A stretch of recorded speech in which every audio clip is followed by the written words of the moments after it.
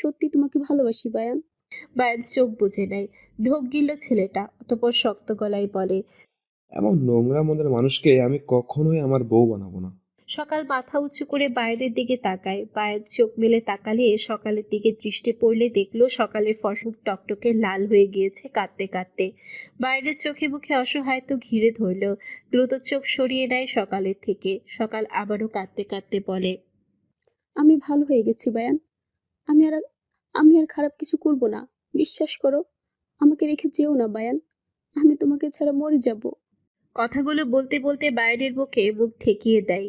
বায়ানের বুকে চিনচিন ব্যথা হলো। সামনে তাকালে সকালের বাবাকে চোখে পড়ল। ঢোক গেলে নিজেকে শক্ত করে সকালকে টেনে তার থেকে ছাড়িয়ে নেয়। কোনো কথা না বলে বড় বড় পা ফেলে সকালের বাবার পাশ কাটিয়ে চলে যায়। পেছন থেকে সকালের কান্নার আওয়াজ ভেসে আসছে। বায়ান দাঁড়ালো না, এগিয়ে গেল। ডান হাতে ঝাপসা চোখ জোড়া ডলে স্বাভাবিক করে নেয় একবার। সকাল কাঁদতে কাঁদতে মাটিতে বসে পড়েছে। মেয়ের কান্নায় সকালের মা বাবা দুজনেই বোবা চোখে মেয়ের দিকে চেয়ে রইল। চোখের কোণে জলকণা চিকচিক করছে দুজনের। ঘরে এসে আকাশ সন্ধ্যাকে কোলে থেকে নামিয়ে দিয়ে যতবার ঘর থেকে বেরোতে চেয়েছে সন্ধ্যা আটকে দিয়েছে। আকাশ চোখ বুজে নিজেকে শান্ত করে, গম্ভীর গলায় বলে, চুপচাপ এই ঘরে বসে থাকো। কথাটা বলে ঘর থেকে বেরোতে নিলে সন্ধ্যা দ্রুত এগিয়ে এসে দু হাতে আকাশকে জাপটে ধরে। আকাশ চোখ বুঝলো, কি যে রাগ লাগছে। তাকে আটকানোর কত ফন্দি তার বউয়ের। আকাশ দাঁত কিরমির করে বলে, রাতে তোমার ভালোবাসা টেস্ট করবো সন্ধ্যামালাতে। এখন আমায় ছাড়ো। রাতে সত্যি সত্যি তোমার বেয়াদব বোনের থাপ্পড় ঘুরে এসে তোমার গালেই পড়বে।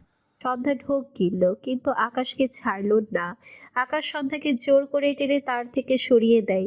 আবারও এক পা বাড়ালে সন্ধ্যা পেছন থেকে আবারও দু হাতে আকাশের শার্ট টেনে ধরে। আকাশ এবার রেখে উল্টো ঘুরে ডান হাতে সন্ধ্যার গাল চেপে ধরে ধমকে বলে, কখন থেকে ভালো করে বলছে, কথা কানে যায় না কেন তোমার? মার খাবে? সন্ধ্যা কেঁপে ওঠে, চোখ জোড়া টলবল করে ওঠে। সন্ধ্যার চোখে চোখ পড়লে আকাশ সন্ধ্যার গাল ছেড়ে দেয়। সন্ধ্যার চোখ থেকে পানি গড়িয়ে পড়ে। আকাশ নিজেকে শান্ত করলো। বউটাকে কিছু বলাও যায় না, শুধু কাঁধে আর শুধু কাঁদে। আকাশ দু হাতে সন্ধ্যার গাল আগলে নিয়ে নরম স্বরে বলে, কি হচ্ছে শোনা বউ, কাঁদছো কেন? সন্ধ্যার চোখ থেকে আবারও পানি গড়িয়ে পড়ে। আকাশ বিচলিত হয়। সন্ধ্যার দু গালে দুটো চুমুক খেয়ে আগের চেয়েও নরম স্বরে বলে, আমার সোনা বউ তুমি, কাঁদছো কেন বউ? কে অপরাধ করলে তাকে শাস্তি দিতে হয়, এটাও একটা গুণ, জানো না তুমি? সন্ধ্যা দু হাতে আকাশকে জড়িয়ে ধরে আকাশের বুকে কপাল ঠেকিয়ে ফুপিয়ে ওঠে। আকাশ জড়িয়ে নিল সন্ধ্যাকে, মাথায় দুটো চুমু আঁকে। পকেট থেকে ফোন বের করে মৃদুস্বরে বলে, কান্না অফ করো সন্ধ্যামালাতে। কি বলতে চাও শুনছি আমি। এই যে ফোন নাও। সন্ধ্যা আকাশকে ছেড়ে দু হাতে মুখ মুছে নেয়। এরপর আকাশের হাত থেকে ফোন নিয়ে কিছু টাইপ করে আকাশের দিকে ফোন বাড়িয়ে দেয়। আকাশ লেখাটি পড়ে, যারা জন্ম থেকে বোবা হয় তারা জন্ম থেকেই সেভাবে নিজেকে মানিয়ে নেয়, কিন্তু জন্মের পর অনেকদিন কথা বলার পর হঠাৎ কোনো একদিন থেকে বোবাদের মতো জীবনযাপন করতে ভীষণ কষ্ট হয়। আমি চাই না সকাল সেই কষ্টটা পাক। আমি জানি আপনারা বলবেন সকাল আমার শত্রু, আমি চাই না আমার শত্রুর সাথে এমন এতটা নির্মম ঘটনা ঘটুক।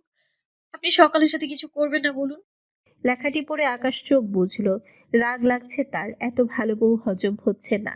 ডান হাত তুলে ঘাড় ডলল 12-2। এরপর হঠাৎই চোখ মেলে বা হাতে সন্ধ্যাকে টেনে তার সাথে জড়িয়ে ধরে। সন্ধ্যা কিছু বোঝার আগে আকাশ সন্ধ্যার বাম গালে কামড়ে দেয়। সন্ধ্যা ব্যথা পেয়ে চোখ মুখ কুঁচকে নেয়। প্রায় 2 মিনিট পর সন্ধ্যার গাল ছেড়ে আকাশ সন্ধ্যার দিকে তাকায়।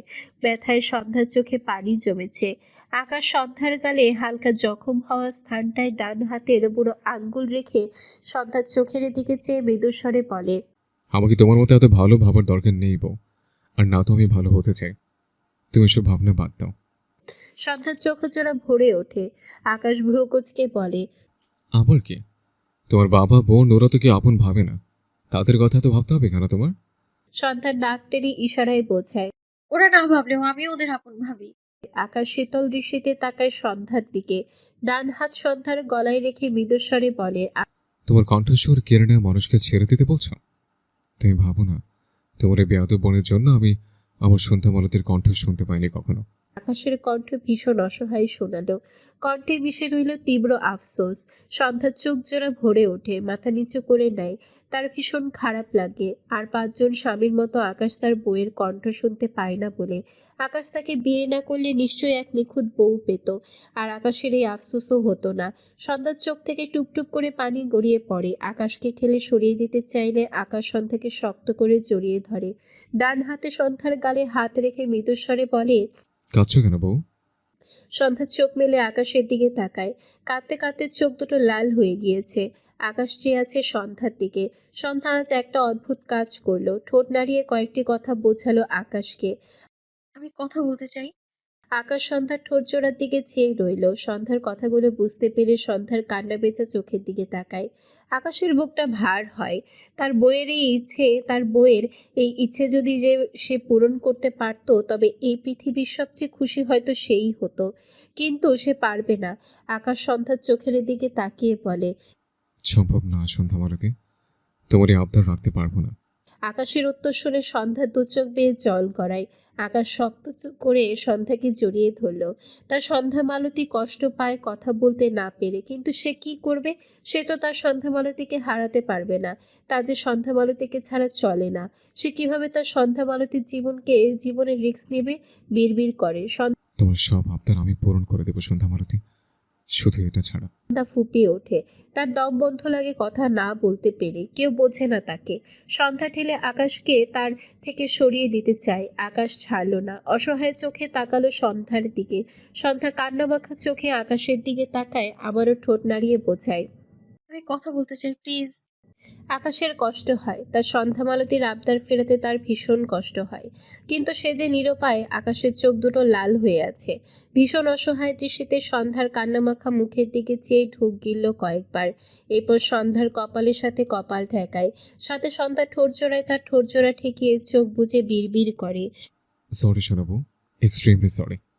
আকাশের উত্তরে সন্ধ্যার বন্ধ চোখের পাতা বেয়ে জল গড়ায়। সে সত্যি কখনো তার আকাশকে নিজের কণ্ঠ শোনাতে পারবে না। কথাটা ভেবে সন্ধ্যার দম বন্ধ লাগলো। সৌম্য ভেতরে এসে সোফার সাথে হেলান দিয়ে মেঝেতে বসলো। ডান পা উঁচু করে রেখে ডান হাঁটুর উপরে মেলে রাখে। ইরা ধীরে ধীরে সৌম্যের পাশে বসে। মৃদুস্বরে ডাকে, সৌম্য। ইরার কণ্ঠে সৌম্য ঘাড় ঘুরিয়ে একবার ইরার দিকে তাকায়। সৌম্যের চোখ জোড়া টকটকে লাল। ইরা সৌম্যের চোখ দেখে ভয় পেল। ঢোক গিলল মেয়েটা। সে কিভাবে সান্ত্বনা দেবে, কি বলবে বুঝতে পারছে না। সৌম্য ডান হাত বাড়িয়ে ইরার হাত টেনে ইরাকে তার পাশ ঘেঁষে বসালো। এরপর ইরার কাঁধে মাথা রেখে চোখ বুজে নেয়। দুই পর ভারী গলায় বলে, মায়ের কথা খুব মনে পড়ছে ইরাবতী। সৌম্যর অসহায়ত্বে ঘেরা কথা শুনে ইরার চোখ জোড়া ভরে ওঠে। সৌম্য আবারও বলে, আমাদের গ্রামে থেকে আমার জীবনের আজকেই প্রথম বাজার থেকে মাছ কিনেছি। এটুকু বলে সৌম্য আবারও থামলো। ইরা অবাক হলো সৌম্যের কথায়। সৌম্য বলে, মাছ ধরা আমার নেশা ছিল। মা বেঁচে থাকতে এমন কোনো দিন ছিল না যে আমি বিলে নয়তো নদীতে মাছ মারতে যাইনি। মাঝে মাঝে ফিরতে রাত হলে নয়তো পড়া ফাঁকি দিয়ে মাছ মেরে বাড়ি ফিরলে মা লাঠি নিয়ে আমার দিকে তেড়ে আসতো। বাবা এগিয়ে এসে মাকে আটকাতো, বলতো, আমার ছেলেকে মারার জন্য লাঠি ওঠানোর সাহস কোথায় পেয়েছো? ও মাছ ধরে এনেছে, একটু পরে ঠিকই তো মাছ কাটতে বসে যাবে। এখন ওকে মারছো কেন? কথাগুলো বলে সৌম্য একটু হাসলো। বেশিক্ষণ স্থায়ী হলো না সেই হাসি। মিলিয়ে গেল। ঢোক গিলে বলে, কিন্তু মা মারা যাওয়ার পর আর মাছ মারার সময় পাইনি। তবুও মাঝে মাঝে যেতাম পেটের দায়ে। রাত 12টার পর বাড়িতে ফিরলেও মা আর আসতো না লাঠি নিয়ে তাড়া করতে। বাবাও আর খোঁজ নিত না। পড়ার টেবিলে না বসলে মা আগে কানের কাছে এসে কানের 12টা বাজিয়ে দিত। আমি রেগে বলতাম, তোমার জ্ঞান জ্ঞান না করলে কি দিন যায় না? আমার কথা শুনে মা আমাকে আরো কয়েকটা ধমক দিত। কখনো কখনো কান টেনে দিত আচ্ছা মতো। অথচ কয়েকদিনের ব্যবধানে আমি একবারও পড়ার টেবিলে না বসলে মা এসে আর কানের কাছে ক্যান ক্যান করতো না, কোনো কথাই বলতো না। বোনও কত কেঁদেছে, কত ডেকেছে, আমি মাকে কত ডেকেছি, অথচ মা একটাবারও আমাদের একটুখানি দেখা দিতেও আসেনি। আজও আসেনি। সৌম্যের গলা বেঁধে আসে। ইরার চোখ জোড়া টলমল করে ওঠে, তার ভীষণ কান্না পাচ্ছে। সৌম্য কখনো তাকে নিজেকে একটুও প্রকাশ করেনি। ইরা জানে সৌম্য ভীষণ চাপা, কিন্তু আজ সৌম্যের এই ক্ষতগুলো শুনে তার বুক ভেঙে আসছে।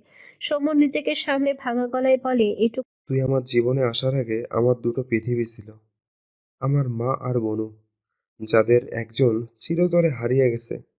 হঠাৎ তুই জীবনে এলি হারিয়ে যাওয়ার জন্য।